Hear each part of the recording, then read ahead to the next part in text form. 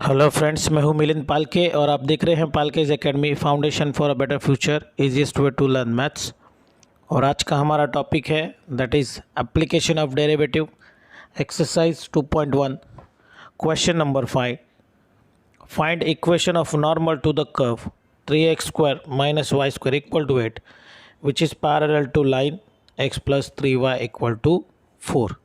Now हमें क्या करना है, सबसे इंपॉर्टेंट चीज़ है यहाँ पे कि हमें equation of normal find out करना है।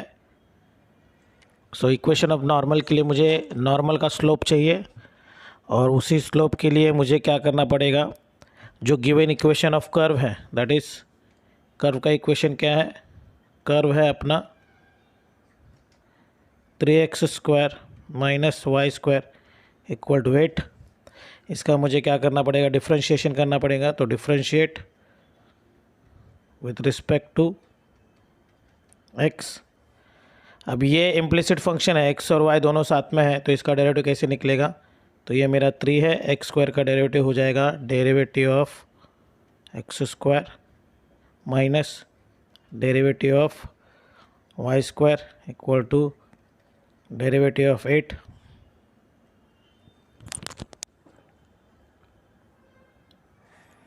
सो अब इसका डेरिवेटिव क्या आएगा, दैट इज़ 3।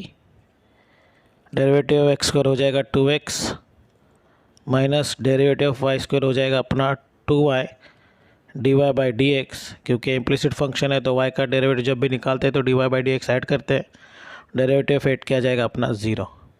तो इस हिसाब से ये 6x हो गया, ये 2y हो गया, ये dy by D x equal to आ गया 0।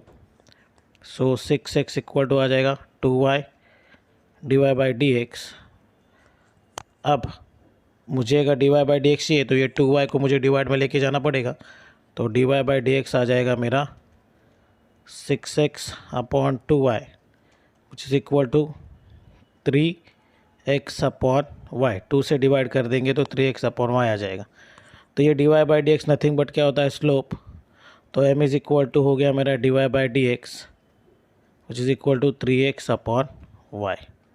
इसको हम लोग फर्स्ट कंसिडर कर लेते हैं। अब हमारे को उन्होंने क्या दिया है कि जो भी इक्वेशन ऑफ नॉर्मल है वो क्या है, parallel to the line x plus 3y equal to 4 है। ठीक है। सो अब parallel to the line x plus 3y निकालना है हमको। तो जो गिवन लाइन है अपनी, गिवन लाइन क्या है अपनी, given line is x plus 3y equal to 4 है।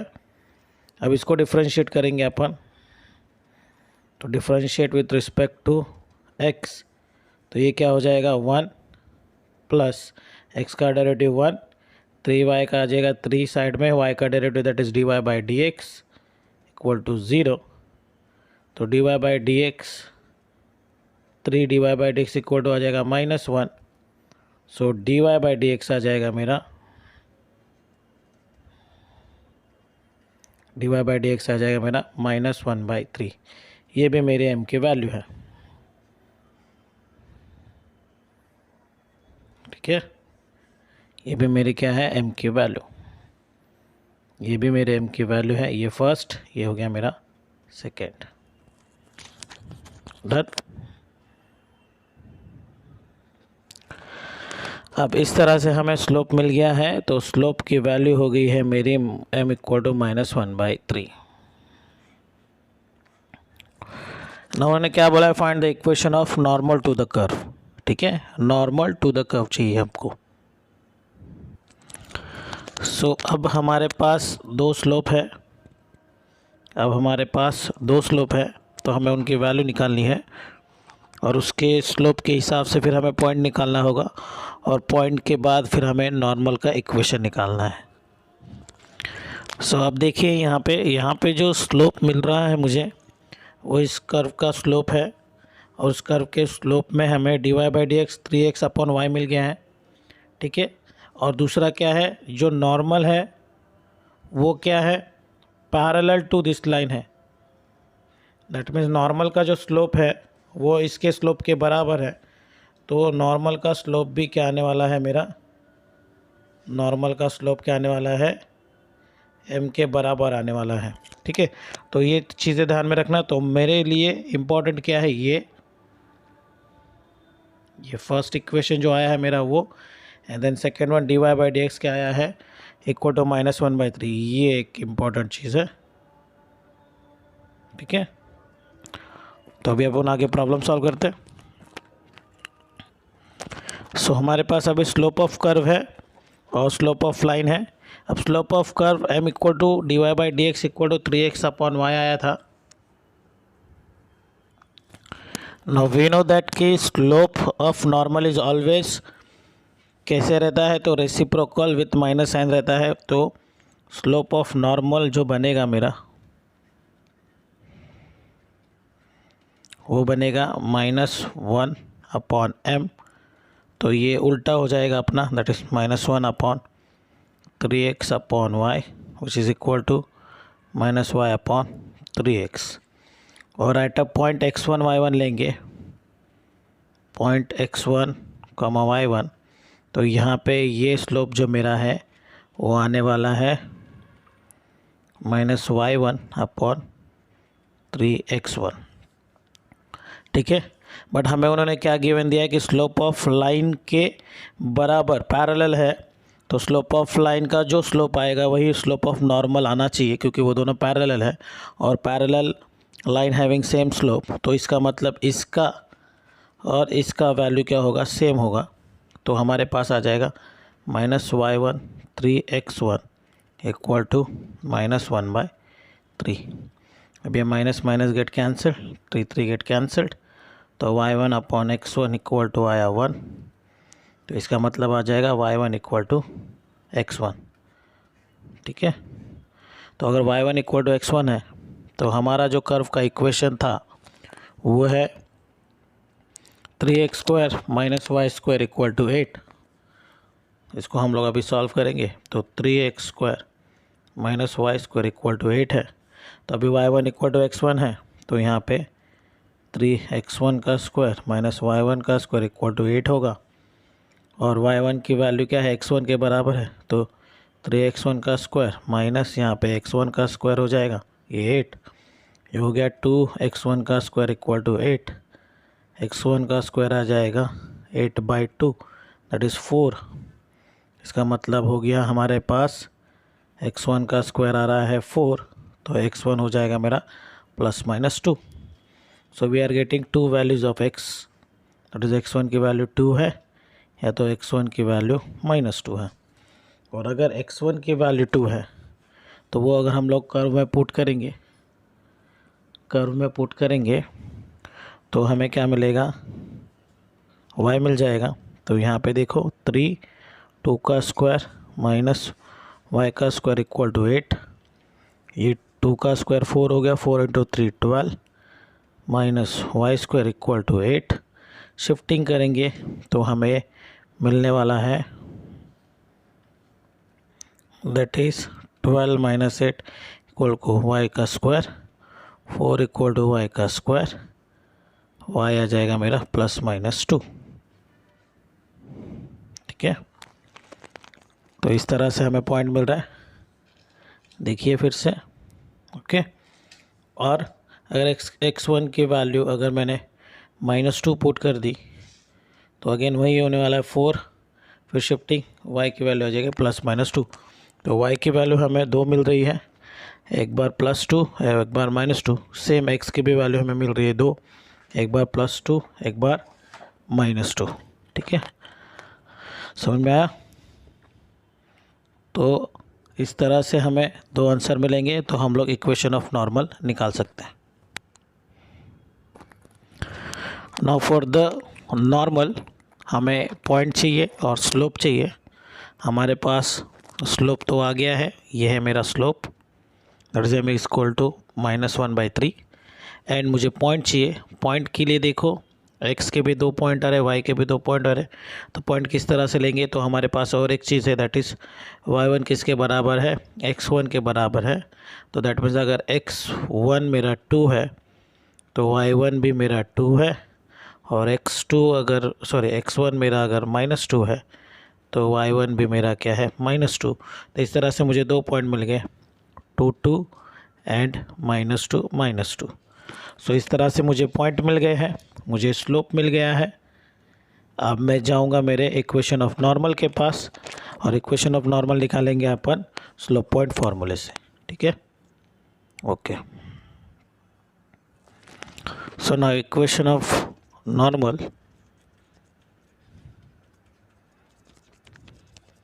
which is again by slope point formula y minus y1 m x minus x1।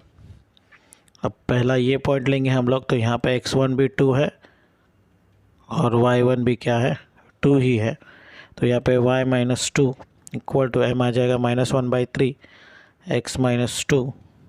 ये 3 डिवाइड में मल्टीप्लिकेशन में जाएगा तो 3y -6 हो जाएगा, यहाँ पे मल्टीप्लाई हो जाएगा दोनों को। ये -1 से मल्टीप्लाई करें तो -x + 2। अभी -x यहाँ पे शिफ्ट होगा तो प्लस हो जाएगा, तो +x + 3y और ये -6 और ये 2 यहाँ पे जाने के बाद -8 = 0।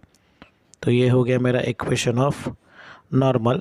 ये फर्स्ट इक्वेशन है जब मेरा स्लोप -1/3 है और 0.22 है। अब सेकेंड इक्वेशन के लिए मुझे क्या करना पड़ेगा, same equation y - y1 = m x - x1। यहाँ पे मेरा जो y1 और x1 है वो माइनस में है, तो यहाँ पे माइनस माइनस प्लस हो जाएगा, ये 2। यहाँ पे m -1/3 x + 2, 3 से मल्टीप्लाई किया तो 3y + 6 हो जाएगा, ये -x -2 हो जाएगा। अब ये -x यहाँ पे आएगा तो x + 3y और ये -2 यहाँ पे आ जाएगा तो ये +8 = 0। तो इस तरह से ये दो इक्वेशन ऑफ नॉर्मल मुझे मिल जाएंगे, ठीक है। थोड़ा सा लेंदी प्रॉब्लम था बट इजी था। Now see the question number 6. If the line y = 4x - 5 touches the curve y² = ax³ + b at a point 2, 3, find a and b, ठीक है। सो अभी सबसे पहले तो कर्व का इक्वेशन दिया है हमें, बट कर्व इक्वेशन हमें y² = x + ax³ + b दिया हुआ है, तो इसको डिफ्रेंशिएट करते हैं पहले। y² = ax³ + b डिफ्रेंशिएट करो ताकि हमें स्लोप मिले। तो y² का डेरिवेटिव आ जाएगा 2y dy/dx = ये आ जाएगा a, x³ का डेरिवेटिव 3x² + b कांस्टेंट है इसके लिए 0, तो 2y dy/dx आ रहा है हमारा 3ax²। ये आ रहा है अपना 2y dy/dx = 3ax²। सो dy/dx आ जाएगा मेरा 3ax² अपॉन 2y। तो ये स्लोप हो गया हमारे कर्व का, ठीक है। नाउ जो भी लाइन है, लाइन इक्वेशन वो है हमारी y = 4x - 5। तो इसका जो स्लोप बनेगा, स्लोप ऑफ टेंजेंट जो भी है वो बनेगा, दैट इज डिफ्रेंशिएट करेंगे विद रिस्पेक्ट टू x, तो dy/dx = 4, ये 1 -5 का 0, x का 1 डेरिवेटिव, तो इस हिसाब से ये आ रहा है 4। तो हमारे स्लोप की वैल्यू मिल रही है हमें 4, ठीक है। अब उन्होंने जो हमें पॉइंट दिया है वो पॉइंट कौन सा है, 2, 3। तो slope at a point dy/dx at a point 2, 3, जहाँ पे x की वैल्यू 2 है और y की वैल्यू 3 है, तो यहाँ पे आएगा 3 × a, x का स्क्वायर हो जाएगा मतलब 2 का square divided by 2 × y, y क्या है 3, तो ये एक 2 कैंसिल, 3 कैंसिल, तो आने वाला है 2a। सो ये भी स्लोप क्या होगा, सेम होगा। क्यों? क्योंकि लाइन क्या कर रही है, टच कर रही है कर्व को। तो ये जो टेंजेंट है किसको है, टेंजेंट कर्व को ही है। तो ये स्लोप m = 4 और ये स्लोप दोनों क्या है, सेम है। तो m = आ रहा है मेरा 2a which is equal to 4। तो जो a की वैल्यू आ रही है मेरी वो 4/2 है, दैट इज़ 2। सो a तो मुझे मिल गया। अब a मिलने के बाद हम लोग क्या फाइंड आउट करने वाले हैं, बी, और ये जो पॉइंट है, ये जो लाइन है टच कर रही है कर्व को, दैट मीन्स वो सेटिस्फाइड करेगी किसको, इस इक्वेशन को। तो यहाँ पे हम लोग अभी सारी वैल्यू पुटअप करते हैं, जैसे कि x की वैल्यू है मेरी 2, y की वैल्यू है मेरी 3, और वैल्यू पुटअप करके b की वैल्यू निकालते हैं। तो यहाँ पे आ जाएगा मेरा y का square equal to ax³ plus b। तो y जो है मेरा वो हो जाएगा दैट इज़ 3 का स्क्वायर इक्वल टू a है 2, x का क्यूब है दैट इज़ 2 का क्यूब प्लस b।